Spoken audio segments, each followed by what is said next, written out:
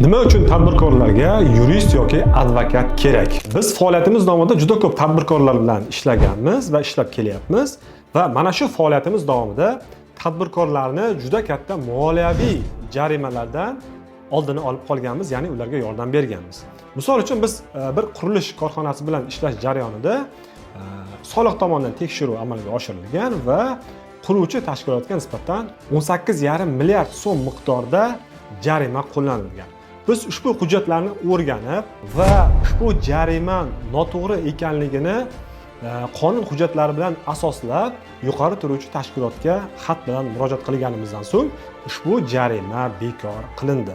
Demak, tadbirkorning 18,5 milliard so'mlik pullari tejab qolindi, ya'ni noqonuniy to'lanishi oldi olindi. Va boshqa bir holatda bir tadbirkorga nisbatan mehnat inspeksiyasi tomonidan tekshiruv o'tkazilyapti va unga nisbatan 40 million so'm miqdorda jarima qo'llash ostonasida edi. Biz bordik, holatni o'rgandik va tegishli hujjatlarni taqdim qilganimizdan so'ng, demak, ushbu jarima qo'llanilmaydigan bo'ldi.